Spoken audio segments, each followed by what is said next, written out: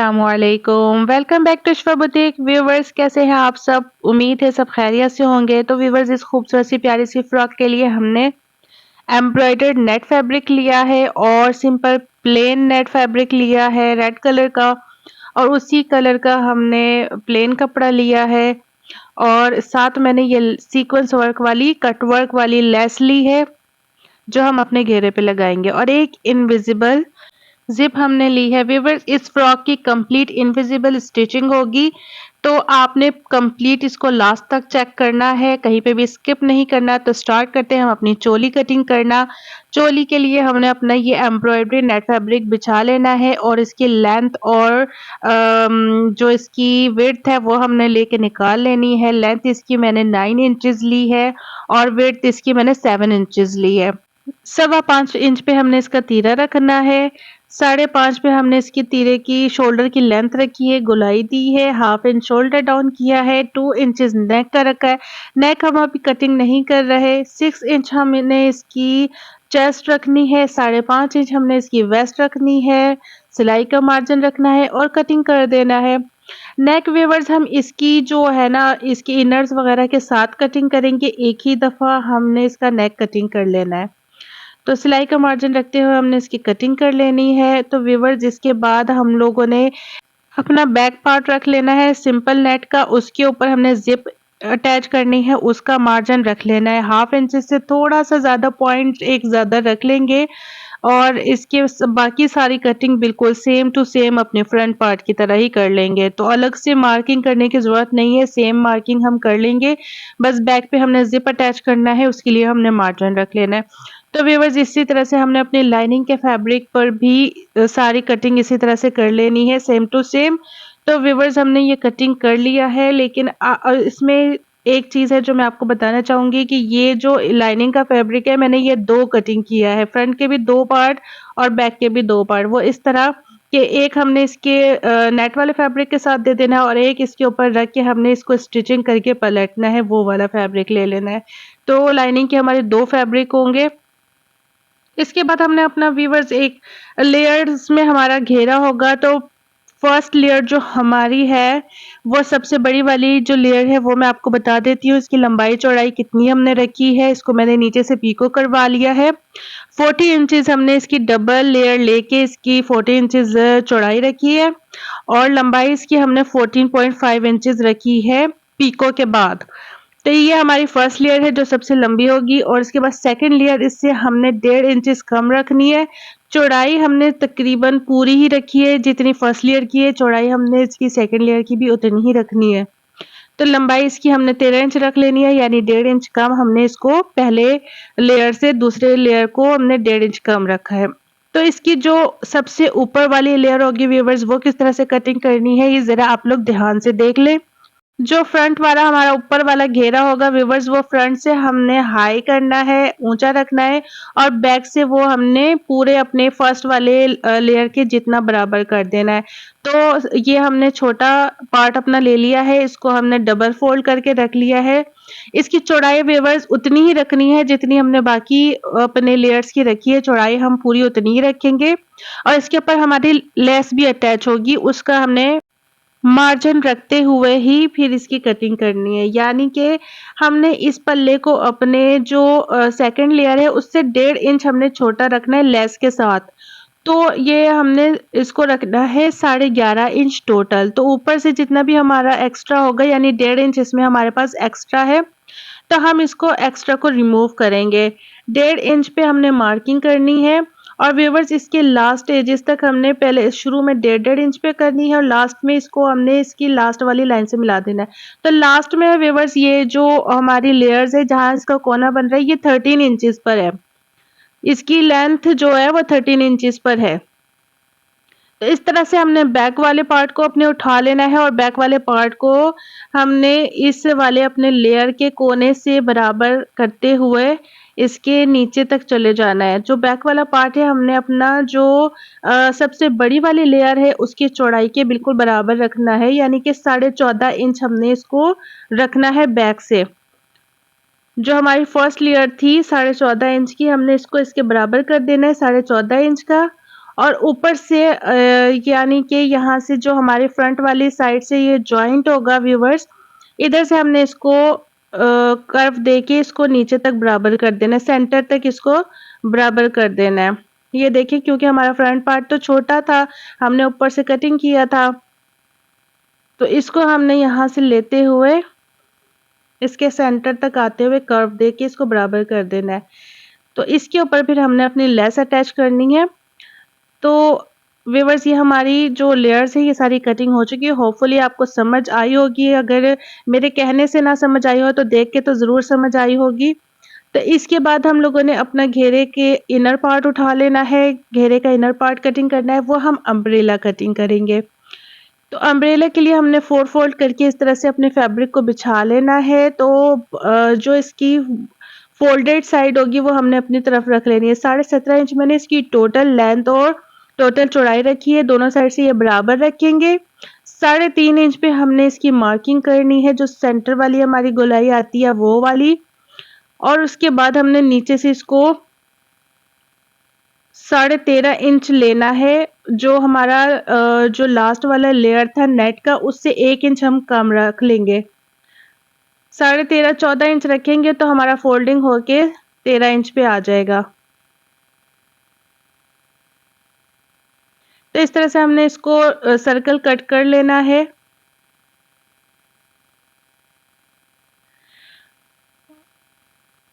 इसकी कटिंग करने के बाद व्यूअर्स हमने इसके ऊपर भी एक नेट फैब्रिक ले लेना है, और नेट फैब्रिक हमने इसके बिल्कुल ऊपर वाली साइड से अटैच नहीं करना। इसको हमने बहुत लॉन्ग लिया है, जितना हमारी लेयर्स थी उससे भी थोड़ा सा इसको ज़्यादा लिया है, और ताकि हमारी जो बेबी की फ्रॉक है वो काफ़ी फूली-फूली नज़र आए।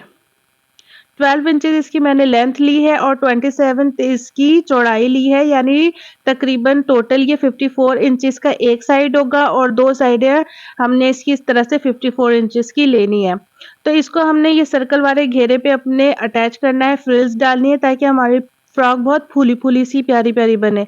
तो हमने अपना जो नेक पार्ट है इसके नीचे सारे अपने सारे अपनी जो लाइनिंग वगैरह का कपड़ा है सब रख के इसको हमने अपना नेक कटिंग करना है। 2 इंच पे हमने इसकी मार्किंग की है, सिलाई का मार्जिन हमने रख लेना है ताकि हमारी जो नेक है ना वो ज़्यादा बेबी की बड़ी ना हो। तो चौड़ाई मैंने इसकी 2.25 इंच रखी और लंबाई इसकी मैंने गले की 2 इंचेस रखी थी। बैक नेक भी हमने इसी तरह से सब अपने फैब्रिक को एक के ऊपर एक रख के कटिंग करना है। बैक नेक व्यूअर्स हम 1.5 इंच की लेंथ पे कटिंग करेंगे और चौड़ाई उतनी ही रख लेंगे। अब हमने अपनी चोली का फ्रंट पार्ट उठा लेना है। इसके ऊपर हमने अपने नेट वाले फैब्रिक को अच्छी तरह से कॉमन पिन्स की मदद से एडजस्ट कर लेना है। जी व्यूअर्स, ये दवाइयों वाले डब्बे में से मैंने कोई दवाई नहीं निकाली, कॉमन पिन्स निकाली है। मैं इसको इसमें रखती हूँ। तो इसके अंदर इसको हमने अच्छी तरह से पहले एक दूसरे के साथ हमने कॉमन पिन्स की मदद से एडजस्ट कर लेना है। फिर इसके ऊपर हमने अपनी लाइनिंग वाला फैब्रिक एडजस्ट कर लेना है। कॉमन पिन्स की मदद से हम इसको भी प्लेस कर लेंगे और फिर इसके बाद हम लोगों ने अपना इजीली नेक बना लेना है। नेक और शोल्डर्स हम एक साथ स्टिच कर लेंगे। व्यूअर्स, बहुत अच्छी तरीके से मैं इसकी स्टिचिंग आप लोगों को बताऊंगी, जो बिल्कुल रेडीमेड फ्रॉक्स में, हमारे ब्रांडेड फ्रॉक्स में बच्चियों की होती हैं। तो आप लोगों ने कहीं पर भी बिल्कुल भी इसको स्किप नहीं करना, एंड तक बिल्कुल सारा देखना है। बहुत ही प्यारी ये फ्रॉक बनने वाली है। तो इसके बाद हमने छोटे-छोटे सारे कुटके लगा के इसको प्रेस करके पलट के प्रेस कर लेना है। तो व्यूअर्स, हमारे फ्रंट पार्ट जो है रेडी हो चुका है। तो बैक पार्ट की तरफ हम आ जाएंगे। इसको हमने बैक पार्ट को, इसके इनर के फैब्रिक्स को भी सेंटर से कट कर लेना है और नेट फैब्रिक को भी हमने सेंटर से कट कर लेना है, बिकॉज हमने यहाँ पर अपनी इनविजिबल जिप अटैच करनी है। तो वो कैसे करनी है आप लोगों ने सारा इसको गौर से देखना है। तो पहले हमने अपने नेट फैब्रिक को और इनर फैब्रिक को प्लेस कर लेना है। कॉमन पिन्स की मदद से इसको हमने जॉइन कर लेना है। फिर हमने अपनी इनविजिबल जिप उठा लेनी है और इस तरह से हमारी ये फ्रंट ऊपर आती है। तो इसको हमने खोल लेना है और इसके बाद इसकी उल्टी साइड हमने इसके ऊपर रख के, जितना हमने मार्जिन रखा हुआ था अपनी सिलाई का, बैक पार्ट पे हमने मार्जिन छोड़ा था, मैं आपको करीब से चेक करवा रही हूँ। अपनी हमने मशीन की बुट वन साइडेड हमने लगा लेनी है और फिर इसकी स्टिचिंग करनी है। तो इस तरह से हमने इसको बिल्कुल इसके एजेस के साथ साथ हमने स्टिच करना है। मैंने क्लोज से इसीलिए दिखाया है ताकि आप लोग इजीली इसको चेक कर सके कि किस तरह से हमने इनविजिबल जिप अटैच करनी है। एक साइड की हमारी जिप अटैच हो चुकी है, फिर इसी साइड के व्यूअर्स हमने इसका इनर पार्ट भी रख के इसके ऊपर अटैच कर लेना है, क्योंकि हमारा जो वन साइडेड फुट लगा हुआ है तो हम उसको ही यूज़ करते हुए पहले ये वाली साइड अपनी कंप्लीट कर लेंगे। फिर दूसरी साइड पे जब हम आएँगे तो अपनी फुट की साइड चेंज करेंगे। तो व्यूअर्स एक साइड पे हमारी देखिए ज़िप अटैच हो चुकी है। तो हमने अपनी फुट की साइड्स चेंज कर लेनी है और दूसरी साइड पे हमने इसी तरह से बिल्कुल अपनी ज़िप को अटैच करना है। बिल्कुल इसकी एजेस के साथ-साथ रखते हुए हमने अपनी स्टिचिंग करनी है।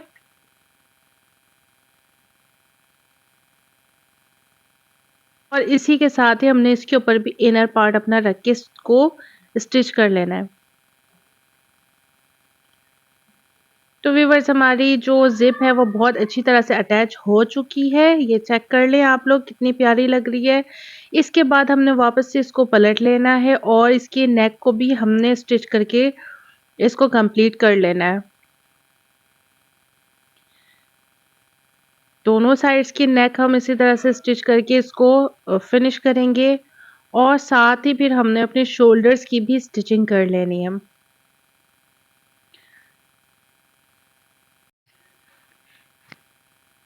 शोल्डर्स जॉइन करने के बाद हमने इस पे छोटे-छोटे से गुटके लगा लेने हैं, कॉर्नर्स कटिंग कर लेने हैं और फिर व्यूअर्स इसको हमने पलट कर प्रेस करके ले आना है। तो इस तरह से हमने इसको अपना बैक पार्ट को रेडी कर लेना है। तो व्यूअर्स अब इसके साथ हमने अपने शोल्डर्स को जॉइन करना है। तो हमने फ्रंट वाला जो पार्ट है अपना वो उसको उल्टा कर लेना है और जो बैक वाला पार्ट है इसको हमने इस अपने फ्रंट पार्ट के अंदर देते हुए इसको शोल्डर्स को जॉइन करना है। तो वो किस तरह से करेंगे आप लोग ज़रा गौर से देखें। जो हमारा नेट फैब्रिक है वो नेट फैब्रिक के साथ मिलना चाहिए ताकि हमारा उल्टा सीधा ना जॉइंट हो जाए।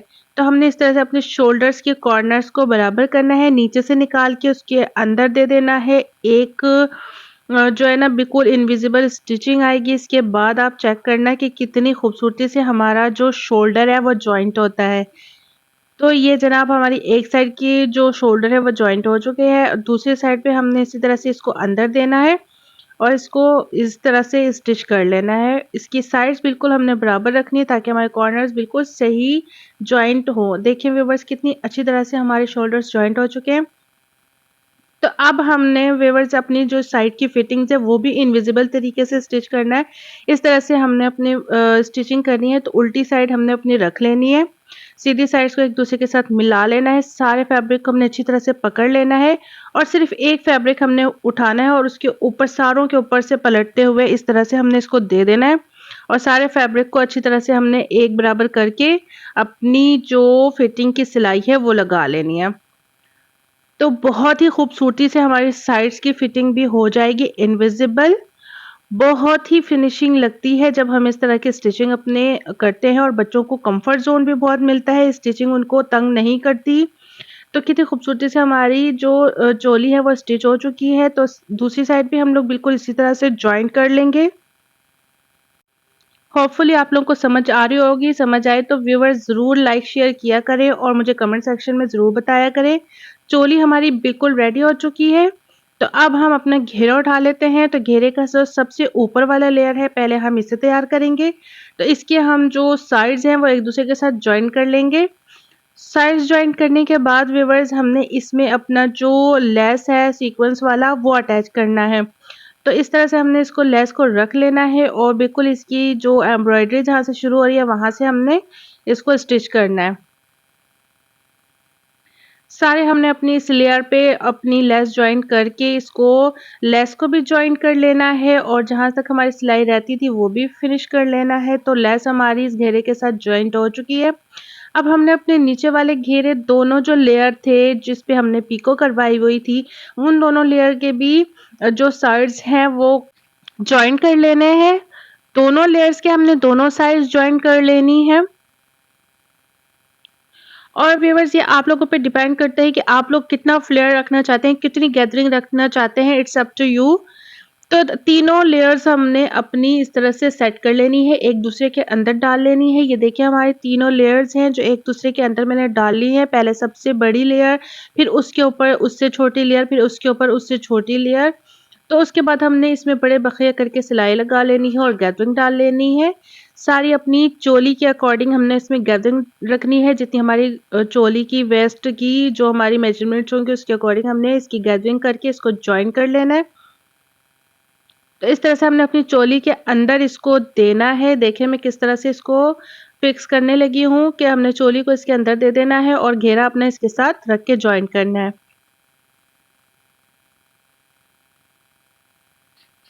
तो इधर मेरी वीडियो काफ़ी डार्क आई है, उसके लिए माज़रत। अब मैं इधर लाइटिंग का सही देख लेती हूँ। तो इधर मैंने लाइटिंग का सही इंतज़ाम कर दिया है। मेरे मोबाइल में थोड़ा-सा मसला हो गया था जिसकी वज़ह से डार्कनेस आ गई थी। तो व्यूअर्स हमारी ये जो चोली के साथ है घेरा जॉइंट हो चुका है। देखिए अभी आप, इसके बाद भी अभी हमारा काम बाकी है।